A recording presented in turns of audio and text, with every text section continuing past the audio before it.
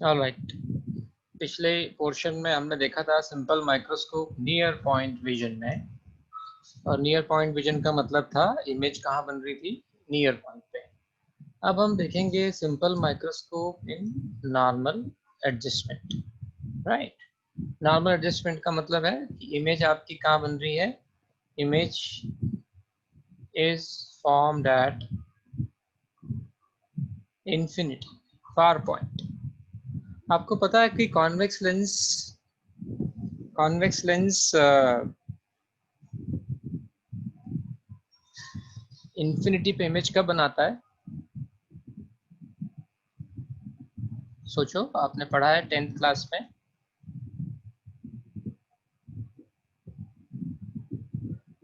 सोच के बताओ। आप देखो, ये ऑब्जेक्ट है ए बी। अगर इस ऑब्जेक्ट को, अगर इसकी हाइट h मान लूं, तो अगर मैं इसको बिना लेंस के देखूंगा तो वो मुझे सबसे साफ और सबसे बड़ा, सबसे एनलार्ज्ड कहाँ दिखाई देगा? नियर पॉइंट पे। तो ये इस पॉइंट पे आई पर, ये आई है, दिस इज माय आई। तो इस आई पे ये जो एंगल बनाता है उसको हम क्या बोलते हैं? Alpha. So what is tan alpha in this case? tan alpha is h by d, h by d। Okay, अब हमको सिंपल माइक्रोस्कोप बनाना है। सिंपल माइक्रोस्कोप इमेज कहाँ बना रहा है? इंफिनिटी पे। इमेज इंफिनिटी पे कब बनती है? जब आपका ऑब्जेक्ट कहाँ पे रखा हुआ हो? फोकस पे। तो ये मैंने क्या किया कि ये एक लेंस लिया, इस लेंस के फोकस पर ये मैंने फोकस माना, this is the focus, object रखा। तो आपको पता है कि जब फोकस पे रखा होगा ऑब्जेक्ट, तो इमेज कहाँ बनेगी आपकी? इंफिनिटी। ये दोनों रेज आपकी पैरेलल हो जाएंगी, और ये पैरेलल हो जाएंगी, इसका मतलब ये कहाँ से आपको आती हुई दिखाई देंगी? ये कहाँ से आ रही है? ये कहाँ से आ रही है? इंफिनिटी से आ रही है। तो आपकी जो इमेज है वो कहाँ चली गई? इंफिनिटी से। If you keep your eyes, these rays are coming from infinity। so image कहाँ चली गई आपकी? infinity पे। तो ये जो इमेज है इस पॉइंट पर, अगर आप आई मानते हो इस पॉइंट को, तो इस पॉइंट पे ये कितना एंगल होगा? बीटा। तो आपको पता है कि ये डिस्टेंस कितना होना चाहिए? Focal length. राइट। तो इसके ट्राइंगल में, इस वाले ट्राइंगल के अंदर, what is tan beta? What is tan beta? It is h upon f। Right. So what is magnifying power? Magnifying power का एक और नाम बताया था मैंने पिछले पोर्शन में, क्या बोलते हैं उसको? चैट बॉक्स में लिख के बताना जरा। मैग्नीफाइंग पावर का एक और नाम बताया था मैंने अभी थोड़ी देर पहले, इसको देखना चाह रहा हूँ कितने बच्चों को याद है। tan beta upon tan alpha. tan beta की वैल्यू कितनी है? h upon f। tan alpha की वैल्यू कितनी है? h upon d। h से h कैंसिल हुआ, तो मेरा m कितना आ गया? m आ गया d बाई।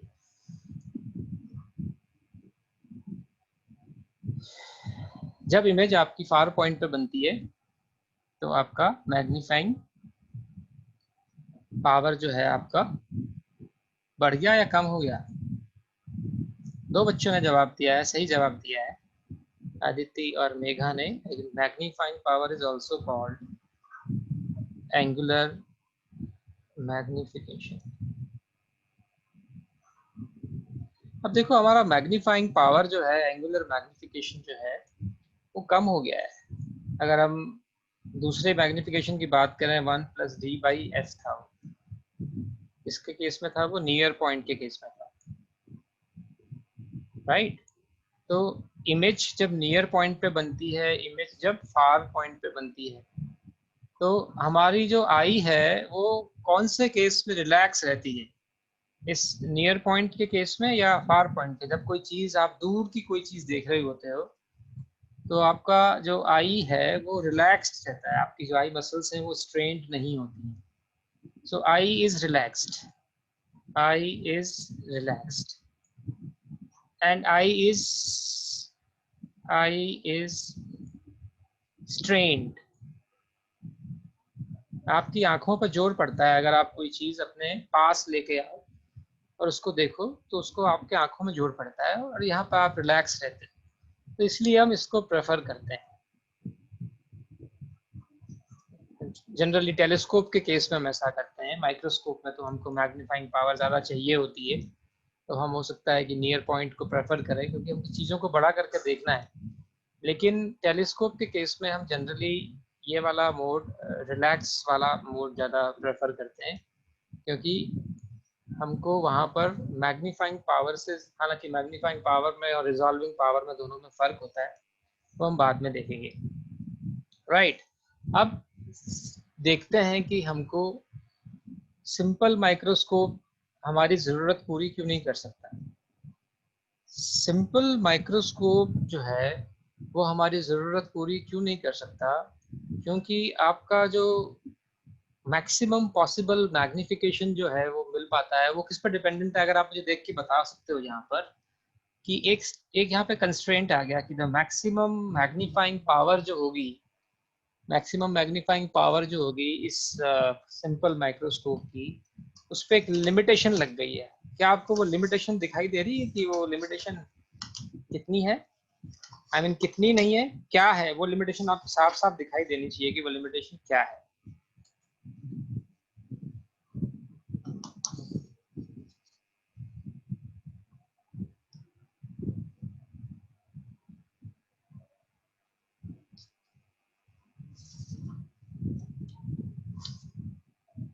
सोचो।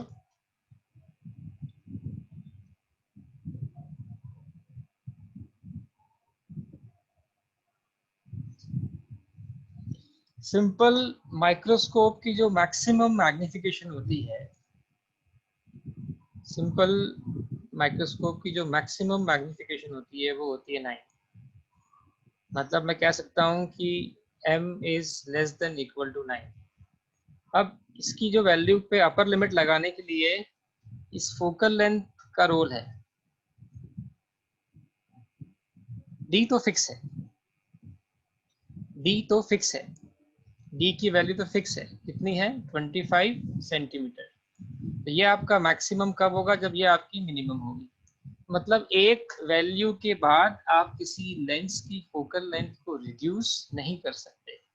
तो फोकल लेंथ को रिड्यूस नहीं कर सकते, इसका मतलब है कि अब मैग्नीफाइंग पावर जो है वो सिंगल लेंस की बोल रहा हूँ मैं, एक सिंगल लेंस की फोकल लेंथ आप एक पर्टिकुलर वैल्यू के बाद रिड्यूस नहीं कर सकते। तो इसलिए एक सिंगल लेंस से जो मैक्सिमम मैग्निफिकेशन मिल सकती है वो एनसीईआरटी के हिसाब से कितनी है? 9। तो इसलिए हम 9 से ज़्यादा का मैग्नीफाइंग पावर का माइक्रोस्कोप, सिंपल माइक्रोस्कोप नहीं बना सकते। इसके लिए हमको क्या करना पड़ता है? एक से ज़्यादा लेंस की ज़रूरत पड़ती है, और एक से ज़्यादा लेंस की जब ज़रूरत पड़ती है तो वो माइक्रोस्कोप हमारा क्या हो जाता है? वो माइक्रोस्कोप हो जाता है हमारा सिंपल से compound microscope. Compound microscope.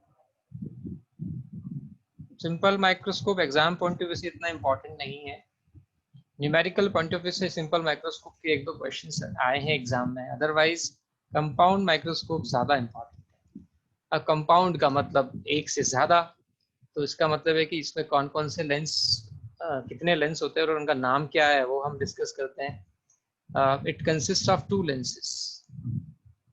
Basic अगर हम मॉडल की बात करें, it consist of 2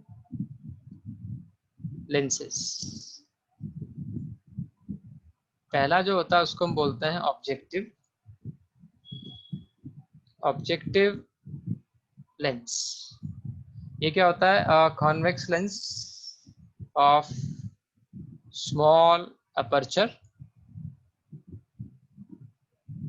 and small focal length,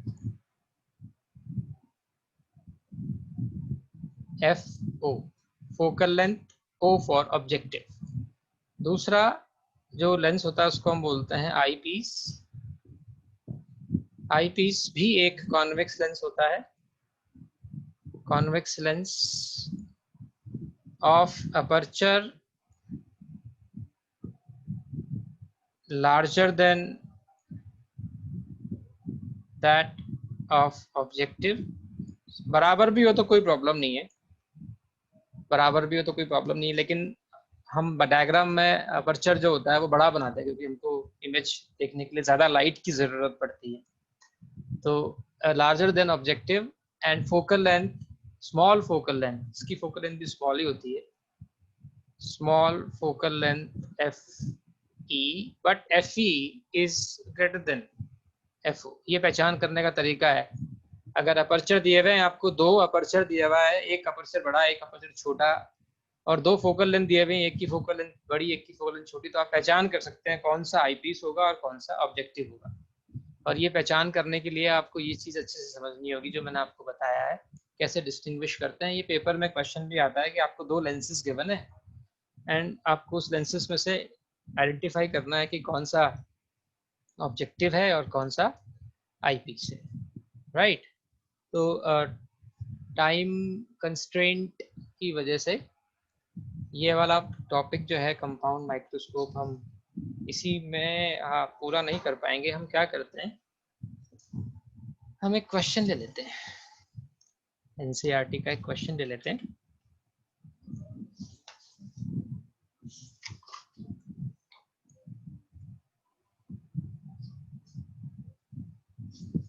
question देने के लिए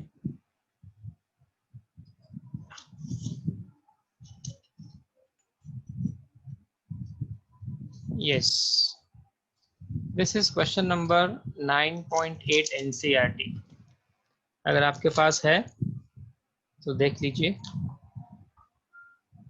ये बड़ा टॉपिक है, ये पूरा नहीं हो पाएगा इसलिए मैं क्वेश्चन ले रहा हूँ.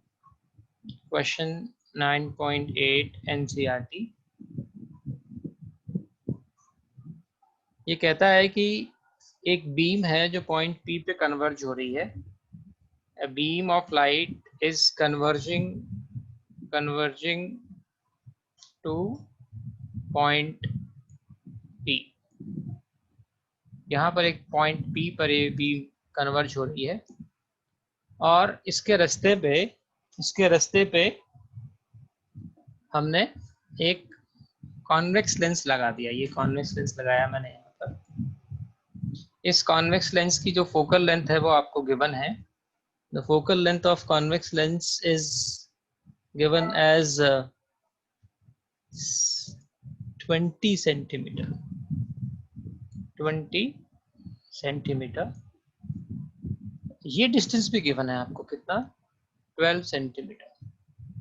तो ये क्या करेगा, आपको पता है कि ये इसको फर्दर कन्वर्ज कर देगा ऐसे. ये आपको फर्दर कन्वर्ज कर दिया इसने, ये बन गई आपकी इमेज. राइट. आपको बताना है कि ये इमेज पोजीशन कहाँ बन रही है, ये बताना है. तो मैंने आपको क्या सिखाया है कि अगर आपको ये पता है कि ये वाली बीम यहाँ कन्वर्ज हो रही थी, मतलब इस लेंस के रखने से पहले आपकी इमेज कहाँ बन रही थी, पॉइंट पी पे बन रही थी. और आपने इस बीम के रास्ते पे अगर एक लेंस रख दिया तो उस लेंस ने क्या कर दिया, इमेज यहाँ बना दी. तो उस लेंस के लिए ये जो पॉइंट पी है ये किसका काम करेगा, वर्चुअल ऑब्जेक्ट का काम करेगा. Point P will act as virtual object for lens. अब ये क्वेश्चन बड़ा सिंपल हो गया. आपको ये वाला फॉर्मूला यूज करना है, 1/f equal to 1/v minus 1/u. आपको f गिवन है कितना, 20 सेंटीमीटर, और आपका u गिवन है कितना, 12. यहाँ पे नोटिस करने वाली बात है कि साइन कन्वेंशन के हिसाब से u भी पॉजिटिव है. ये तभी होता है जब आपका ऑब्जेक्ट कैसा हो, वर्चुअल. जनरली आपका u जो होता है, in the most of the cases u हमेशा नेगेटिव होता है. Focal length of convex lens आप पॉजिटिव लेते हैं. जब आप ये वैल्यू रखेंगे, ये वाली वैल्यू रखेंगे इस वाले रिलेशन में, तो आपको v की वैल्यू मिल जाएगी आपकी 7.5. ये आंसर चेक करने का तरीका ये है कि आपकी इमेज इस पॉइंट P से पहले बन रही है तो आपका आंसर 12 से कम आना चाहिए. राइट. ये पहला केस था आपका, ये पहला केस था. दूसरे केस में इसी लेंस को रिप्लेस कर दिया गया किससे, इसी लेंस को रिप्लेस कर दिया गया किससे, कॉनकेव लेंस से. ये वही रे, ये वही बीम थी जो पॉइंट P पे कन्वर्ज कर रही थी ऐसे. ये पॉइंट P पे कन्वर्ज कर रही थी.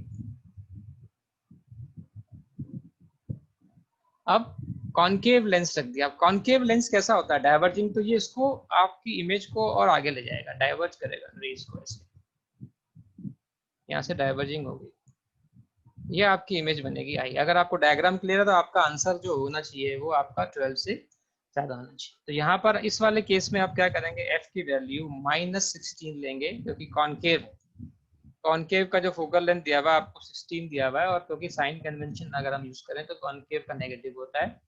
यू आपका कितना है, +12 सेंटीमीटर ही है। इसको सॉल्व करेंगे आप, ये वाला फार्मूला यूज करेंगे, 1/f = 1/b - 1/u, तो आपका v आ जाएगा, अगर मुझे सही तरीके से याद है, 48 सेंटीमीटर।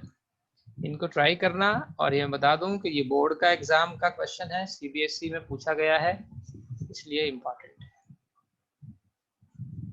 राइट। तो आज की क्लास में इतना ही, और